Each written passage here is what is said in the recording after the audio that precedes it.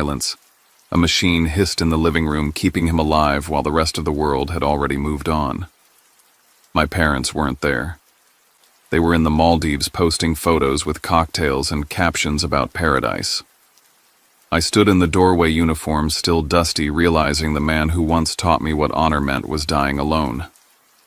Hours later, after I made the hardest choice of my life, my phone lit up with 127 missed calls and a message from my father.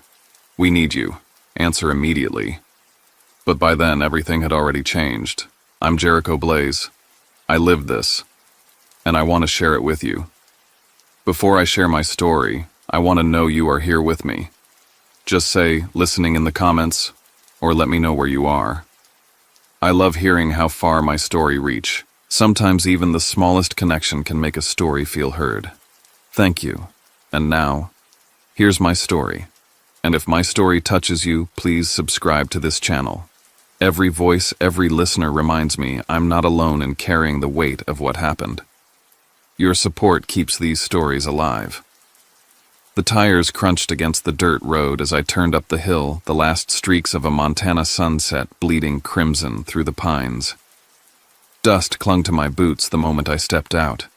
The air smelled of resin and earth, the kind of sharp scent I remembered from summers long before Afghanistan hardened me. The porch light was dead. The front door, once the threshold of safety, gave way without a key. Inside, silence pressed against me like a weight broken only by a faint rhythmic beeping that echoed down the hall. I followed it. The living room was no longer a living room. It had been transformed into a sick bay, an adjustable hospital bed, oxygen tubing monitors humming steadily.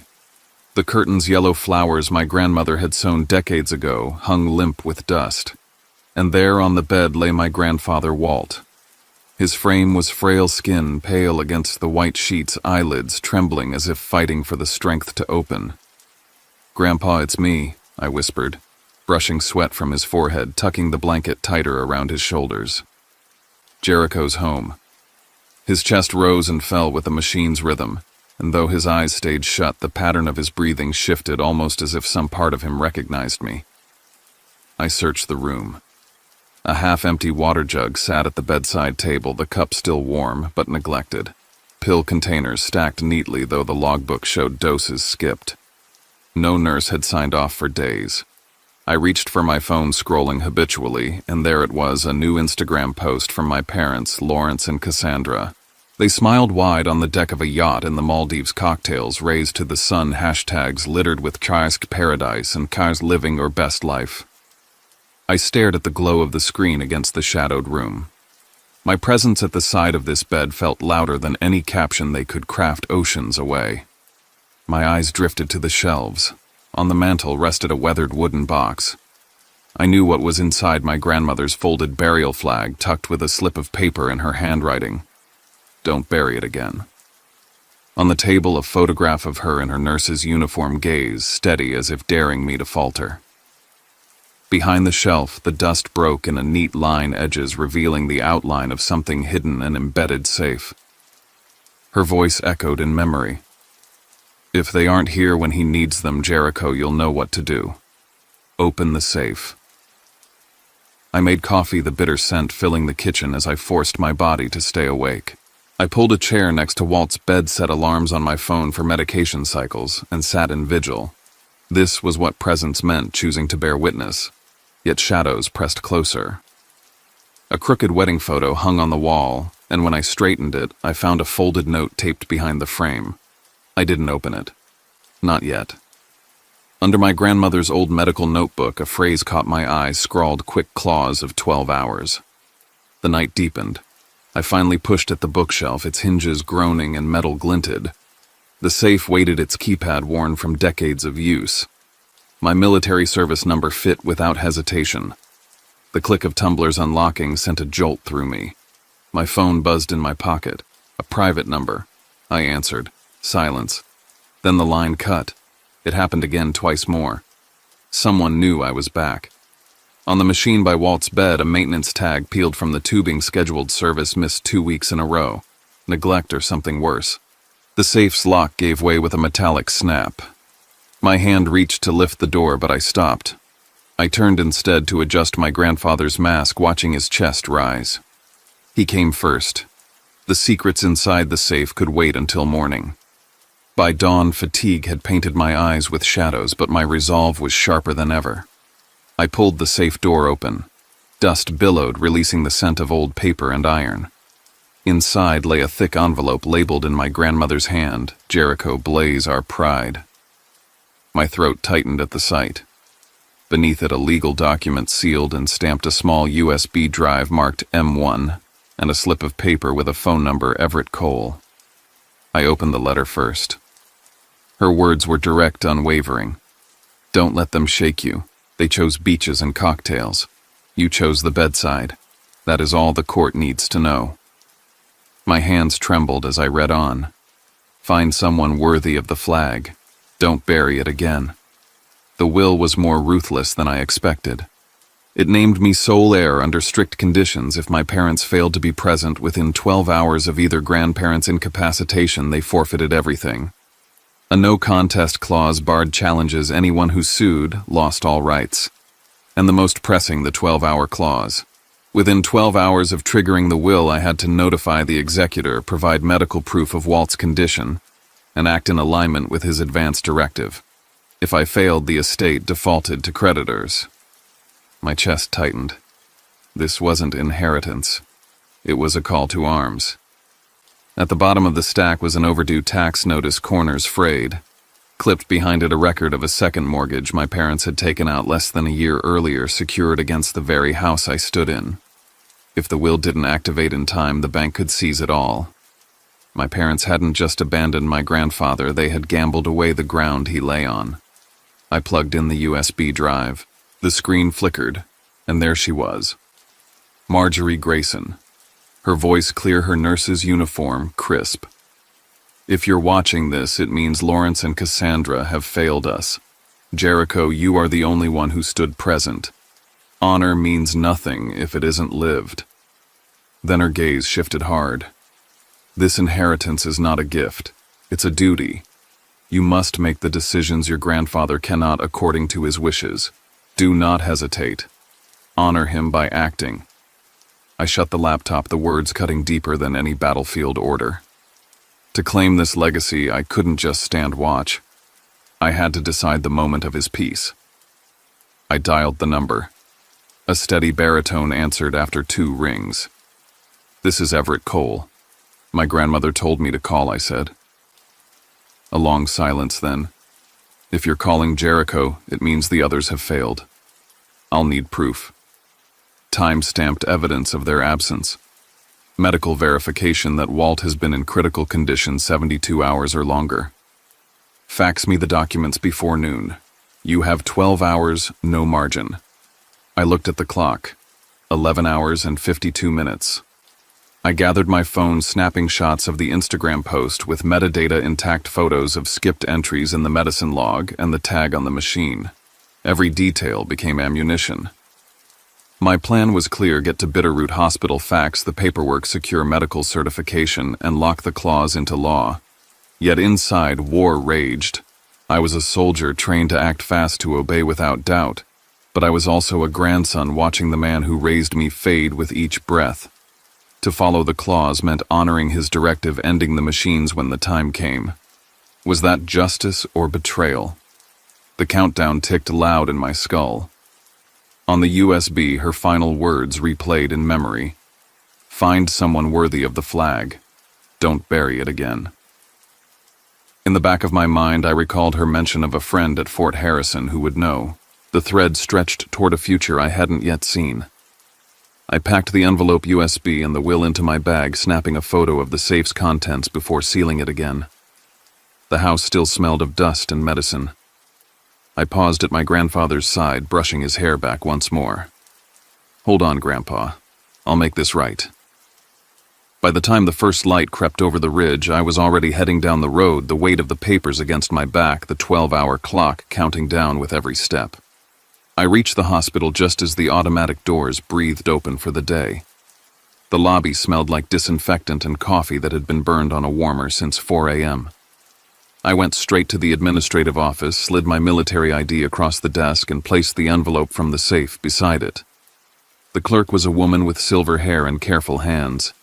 She looked from the seal on the will to my name, then back to my face, taking in the fatigue stamped under my eyes. I told her I needed to register a family care action, that time mattered, that there was an executor waiting for confirmation. She ushered me into a side room with a fax, a scanner, and a computer that hummed like it belonged to another decade. I opened the envelope and laid everything out in a neat row. The will with its stamped pages, the copy of my grandmother's directive, the USB, and the letter that still carried a whiff of her perfume under the old paper smell. The clerk scanned my ID, watched me sign a release, and read the introductory paragraph of the will with brows pinched together. When I said there was a video, she said she could only view it on a hospital terminal and log it as supplemental evidence. I plugged in the USB. My grandmother appeared on screen, posture, straight voice, even the date and time burned into the bottom corner, and a witness placard visible in the frame. The clerk took notes as my grandmother said with plain calm that if my parents were absent during incapacitation, their rights were revoked, and that any legal challenge would void what remained for them. The clerk wrote the phrase "no contest" into a form and underlined it twice. Then she turned the screen back to me so I could close the file myself. We began the fax. I watched each page feed through will letter photocopies of the medicine log, photographs of missed entries, screenshots of my parents' post with metadata intact. The machine spit out a confirmation strip with a timestamp and a case number. I texted the image to Everett and my phone lit instantly. Received. Case opened. Obtain medical summary confirming continuous critical condition 4 days or more and lack of family sign-off over past week. You have until noon. I checked the wall clock. The second hand seemed to move louder than it should. The clerk called the nursing station. A young doctor came with an overnighter's pallor and listened as I explained the situation. He pulled the chart and confirmed what I already knew from the house: congestive heart failure, oxygen dependence, shallow reserves. He printed a condensed medical summary while I stood in that narrow windowless room and felt the countdown scrape across the back of my neck. The summary used the precise language Everett had asked for: critical status for more than 4 days. No documented family presence, no signatures from next of kin since the last week began. It was clinical, dry, and devastating. The clerk stamped every page, then initialed the time in blue ink. I slid the receipt strip and the summary into the envelope, and for the first time since I'd arrived in Montana, I felt like something objective had been placed between me and whatever storm was coming. When I stepped into the hallway, I almost collided with a woman in scrubs carrying a stack of volunteer forms. She apologized with a tired smile. Her badge read, "Mira Tate Volunteer." She glanced at the name on my summary, then looked up at me. "You're with Mr. Grayson." I nodded, startled, and she let out a breath like she'd been holding it all night. She told me she'd covered 3 evenings this week, had checked the contact numbers on file twice, and never reached anyone. The numbers rang until they stopped. She had left notes, signed the log, and asked a staff nurse to escalate when no one came. She wasn't dramatic about it. She gave me the facts like someone passing a baton in a race. "If you need me to say that in writing," she added, "I will." I did. She signed a brief statement with her shift times and the calls she placed, then printed her name slow and deliberate as if each letter could be called to testify. Back in the office, the clerk flipped through the will one more time and frowned at a gap. "Do you have the advance directive?" she asked. I slid my grandmother's letter across. She unfolded the paper, and there it was on the reverse. My grandfather's wishes in plain clauses: no prolonged artificial support, comfort prioritized, allow natural passing when recovery isn't possible, signed by his unsteady hand. There was coffee dried into the crease where my grandmother must have set her mug years ago. It lacked one thing: the hospital seal. "We need the attending physician to sign concurrence," the clerk said gently. "Then we can formalize a shift to comfort care when you're ready. Without that signature, it's incomplete." The doctor returned, skimmed the directive, and nodded like he was making peace with something he'd had to do before. He signed the concurrence, dated it, and looked at me. "If you choose to proceed, comfort care will mean stopping measures that don't improve outcome and focusing on ease." It's consistent with what he wrote. My mouth was dry. I nodded but asked for one more step. "I'll sign what I need to sign," I said, "but I want to see him before anything is enacted." He understood and told the clerk to prepare the forms for a delayed execution, authorized, now carried out only after my confirmation. My phone buzzed in my pocket. A notification from my mother's account bloomed across the screen, a helicopter skimming a blue ribbon of water, a caption about chasing manta rays, and a line that felt like it had been aimed across the ocean at my chest. "Don't let people take advantage of your kindness." The image glowed exotic and distant under fluorescent hospital lights. I realized they knew something was happening. They would posture as if they were being used, as if presence was optional, and love looked the same whether delivered in person or from a first-class lounge. I signed the authorization for comfort care with a scheduled hold, wrote my initials in the margin, where the nurse pointed, and tucked the fresh stack into the envelope. I pressed my thumb against the fax receipt, the ink still slightly wet. It marked the hours I had left. Mira walked me to the exit. As we passed the sliding doors, she said almost as an afterthought that her grandfather had been a ranger buried at Fort Harrison, and that if I ever needed someone to help me with flag protocol, she knew people who would show up in a heartbeat. "Sometimes that's what we owe each other," she said. To show up. The late morning air hit my face like a wake-up. I checked my phone again, a message from Everett, concise and bracing. "Your filing is live in the system. Expect calls. Keep your responses minimal. Presence is your argument." I shoved the phone in my pocket and crossed the parking lot. That was when the ping hit my home app, an alert from the living room, a spike in sound levels near the bed at an odd interval. The graph looked like a cough that wouldn't settle. I didn't think. I ran for the truck, the envelope pressed against my ribs like a second heartbeat, the road to the house already mapping itself under my tires. By the time the pines opened to the clearing, the sun had shifted just enough to turn the dust into gold. I killed the engine, left the door hanging open, and took the porch steps 2 at a time. Inside, the living room hummed with an artificial calm that didn't belong to the human body. My grandfather's chest rose in shallow pulls, the monitors beeping, pacing the thin air between us. I set the envelope on the end table and put my palm against his sternum. A short shudder ran through him, a tremor that made his hand twitch under the blanket. The monitor showed a drooping line of numbers. I called the on-call number from the hospital packet and told them I needed a home visit, told them I had the directive, told them I had already signed. The nurse said the doctor was en route and to keep my grandfather comfortable. I pulled the chair to the side of the bed and began talking. Not to fill space, just to bring him back to a place we both knew. I told him about the first time he taught me to fold a flag properly in the yard, how he'd insisted on clean angles and corners sharp as a salute. I told him about the sand that gets into everything, even inside sealed pockets, and how the quiet after a firefight can feel heavier than the noise. I told him I was here. That word mattered more than any other. The backdoor sensor chirped. I froze, checked the app, and toggled the camera. The frame caught a sliver of movement, a figure cutting away from the rear step, head lowered under a cap I recognized from a neighbor who liked to walk at odd hours.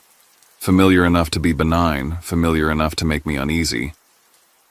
I checked the deadbolt and slid the chain into place, not to barricade myself from the world, but to remind the world the threshold meant something. The doctor arrived with a satchel and a face that had done this before. He reviewed the directive, matched the date with the hospital concurrence, and looked to me. "If we proceed," he said quietly, "we'll discontinue supports that prolong without benefit. We'll manage discomfort. We'll let his body choose." He placed a pen on the clipboard and waited. I felt the weight of my own name. I remembered the crowded ocean blue in a photo I didn't take, a caption about kindness that missed the point, and I remembered my grandmother's voice, simple and unadorned, "Choose the bedside." I flipped the will's back page, searching for strength, and found it where she had left it for me, in a quick slanted line of ink I hadn't noticed before. "Let Walt go with honor." My throat tightened. I signed the final confirmation and handed the board back. The doctor moved with calm economy. He adjusted rates, stopped what was no longer serving a purpose, and spoke to my grandfather as if he could hear every word, which I believed he could. I took my grandfather's hand. The skin was warm, papery, familiar. His breaths became softer spaced like footsteps fading down a long hallway. I leaned close and let him hear the only thing I needed him to have as he stepped through that last doorway. "I'm here," I said. "I'm right here." His fingers shifted against mine, a small answer. And then the room settled into a stillness that wasn't empty so much as complete. The machine's display stopped dictating the terms of our time together. The doctor placed a hand on my shoulder and stepped back, giving us the dignity of a quiet room.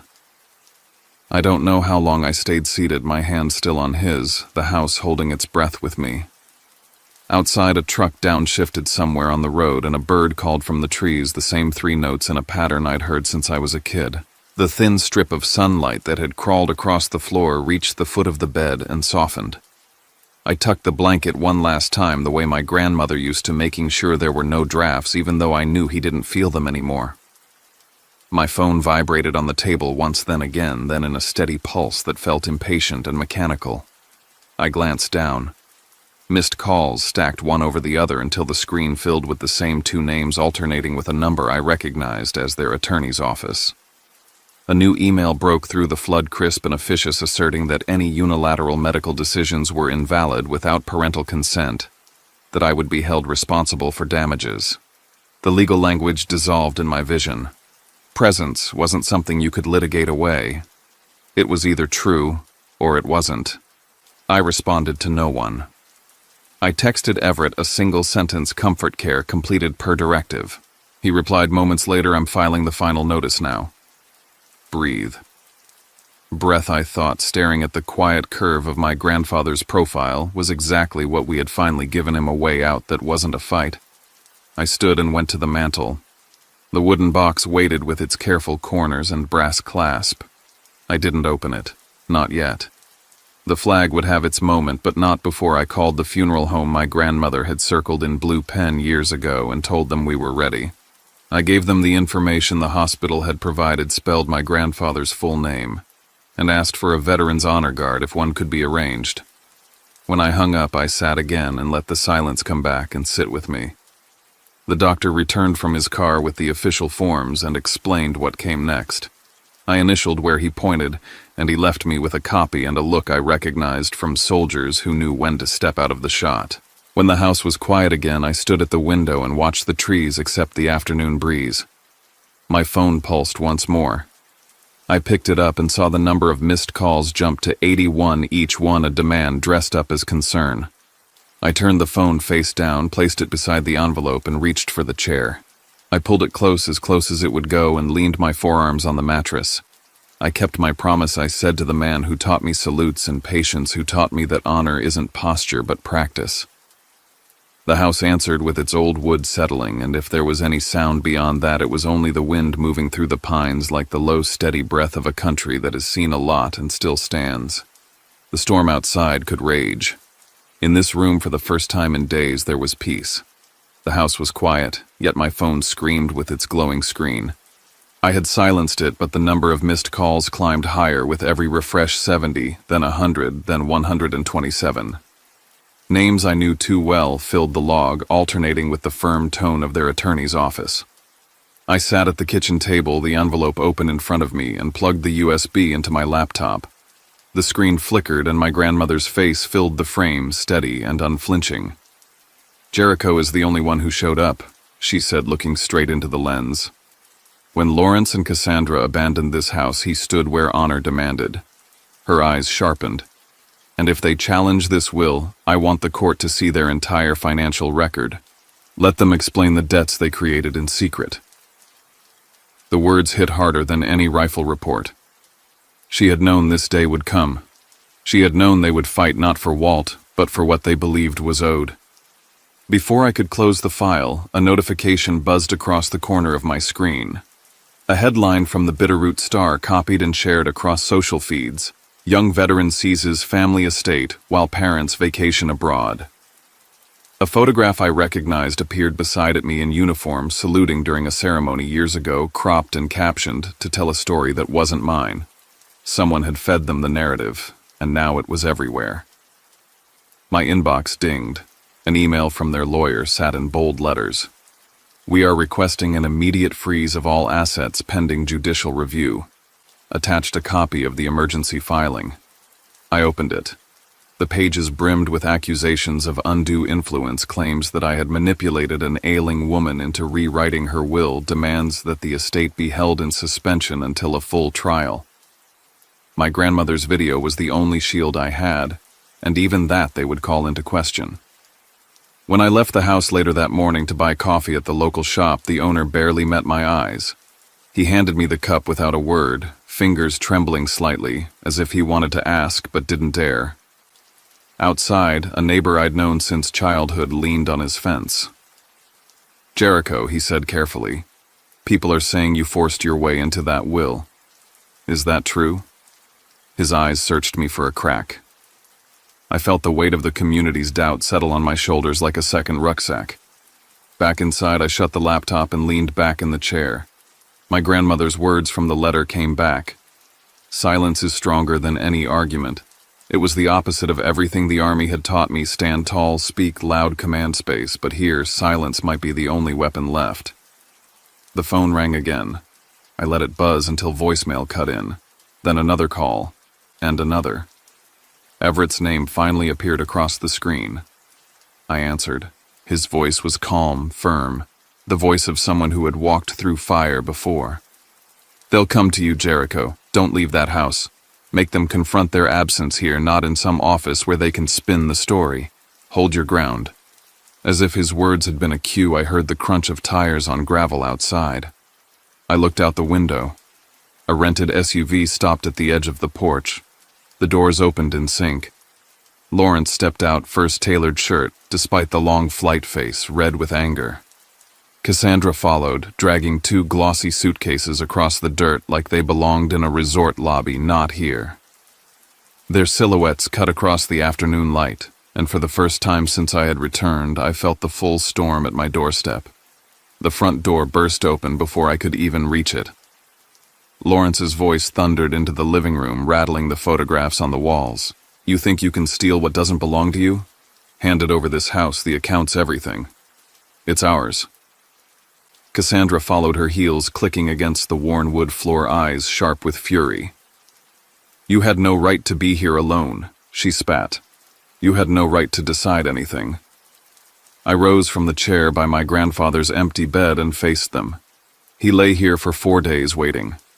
"Where were you?" My words came out low, but the air seemed to tighten around them. Cassandra gave a humorless laugh. "We were somewhere that mattered more than this backwater town. Don't pretend you're a savior. You're just a soldier who doesn't know when the war is over." Lawrence pulled a folded paper from his bag and slammed it onto the table. It was the article from the Bitterroot Star, printed large, the headline blaring. He jabbed a finger at the photo of me in uniform. "You're using that suit, that salute, to trick people into pity. You're nothing but a fraud who hides behind medals." I didn't move. Instead, I walked to the laptop on the side table and opened the file on the USB again. The room glowed with my grandmother's image projected against the wall. Her voice filled the air, firm and resolute. Jericho is the only one who stood present. Then her tone sharpened. "If anyone dares contest this expose, every page of their financial history." For the first time, their faces faltered. Cassandra's lips parted. Lawrence's eyes flicked to the floor. They knew what was hidden in those records: the second mortgage, the debt stacked under their names, the gamble they thought no one would uncover. From outside came murmurs. I glanced at the window.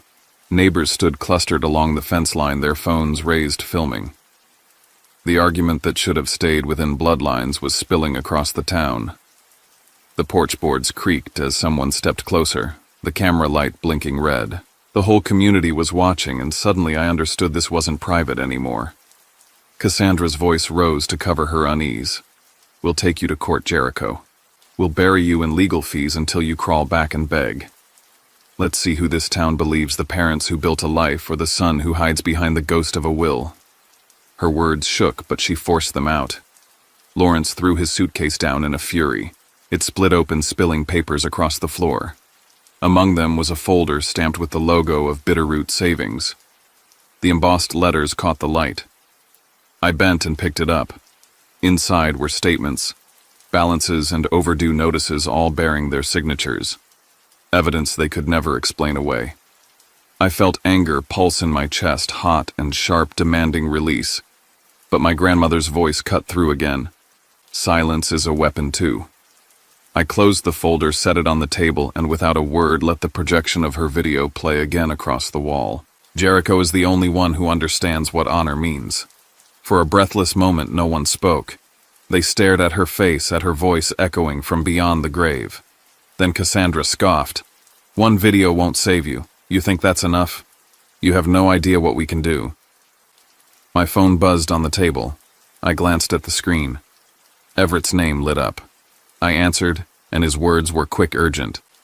"The hearing is set. 3 days from now. Prepare yourself. This fight has just begun." I lowered the phone and looked out through the window. Neighbors hadn't left. They filmed openly now, eyes wide with the thrill of scandal. The story was no longer confined to paper or whispers. It was alive, spreading, and I stood in the center of it. The world outside roared. Inside, I held on to the silence. The courthouse was small, crowded, and tense. I sat with Everett at my side, my parents glaring from across the aisle. Their lawyers smirked, ready to turn the room against me. The gallery was full. Neighbors, veterans, and strangers with phones raised, streaming every word. Everett began with the video. My grandmother's face appeared, her voice unwavering. "Jericho is the only one who stood present. Lawrence, Cassandra, you abandoned your father. If you challenge this, let the court see your financial history." The silence that followed was heavy. I submitted the screenshots of my parents drinking on a yacht while my grandfather was fighting for breath. Gasps rippled through the benches. Then Mira took the stand, her voice calm. No family came that week. Only Jericho sat with him. She signed her statement without hesitation. Their lawyer pounced, waving a photocopy suggesting my grandmother once intended to divide the estate. The judge dismissed it as worthless. Everett countered with the bank records revealing the mortgage my parents had hidden, their debts piled high. The gallery erupted until the gavel cracked.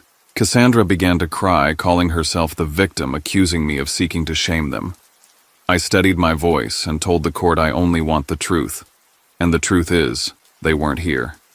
The judge leaned forward, his decision clear. The will is valid. The no contest clause applies. This petition is dismissed. Jericho Blaze is the rightful heir. The gavel struck final. My parents stormed out, faces twisted with anger, dodging the cameras waiting outside. I walked out moments later. No cheers, no applause, but veterans in the crowd gave me a quiet nod. That single gesture told me I had done what mattered, defended the honor of the people who raised me. The house changed.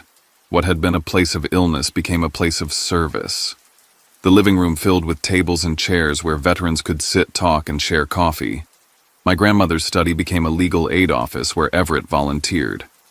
Her photograph hung above the desk, a constant reminder. On Veterans Day, I opened the doors. 42 folding chairs lined the yard, a small table between 2 framed photos of Walt and Marjorie.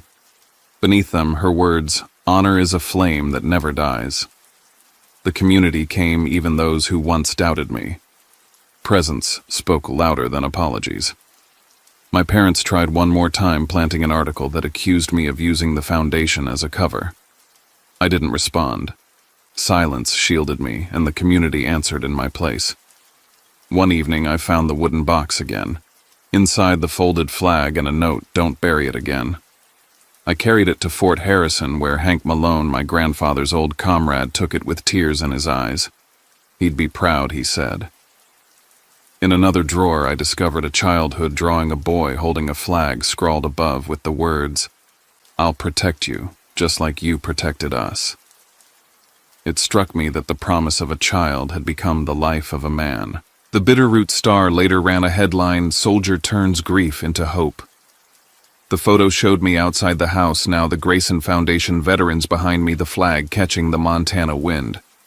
And in the cemetery, standing among the white markers, I watched Hank hold that folded flag against his chest. The air moved with a steady strength, and I understood. What I inherited wasn't just a home or money. It was a fire that began with them and now lived through me.